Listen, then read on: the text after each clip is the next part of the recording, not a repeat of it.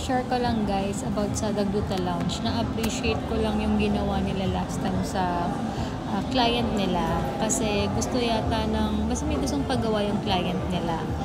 Tapos, tinanong muna nila kung may gagawin ka bang activity or activities sa mga sunod na araw.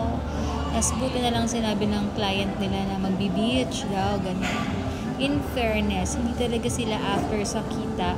Gusto nila talagang masulat yung, alam yun, yung value rin ng money sa kanila is importante. Kasi kung iba yun, di ba, hindi nila sasabihin na, ay ma'am, wag muna kayo magganito, wag nyo munang pagawa yun, ganito, ganyan. Hindi, ganun talaga sila guys. Kasi sabi nung client, magbi-beach daw sila sa after mga ilang days, ganyan. Kaya yung ko nakalimutan ko sino doon, sabi doon sa yung receptionist nila doon, sabi, ay ma'am, wag nyo muna itong ipagawa kasi pagbalik nyo na lang after ng beach nyo, ganyan.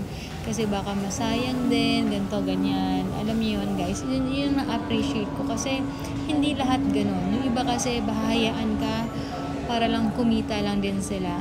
Ang Dagluta Lounge hindi, na-appreciate ko sila kapag hindi talaga pwede pa or magiging cause siya ng or makakabili siya ng something sa face mo, ng effect or kung ano man, sinasabi talaga nila, hindi sila yung parang makabenta lang, ganun. May care sila at gusto nila ma-value talaga yung binabayad nyo guys at masulit yung binabayad nyo sa kanila. Kaya na-appreciate ko, hindi ito dahil doon ako nagpapagawa guys, pero isa yan sa na-appreciate ko na narinig ko sa kanila na hindi nila pino-force yung mga client nila ipagawa lang for the sake na makabenta kasi gusto nila quality service din siya, may value for money rin sila guys. So yung nakakatuwa sa Dagduta Lounge na nagustuhan ko.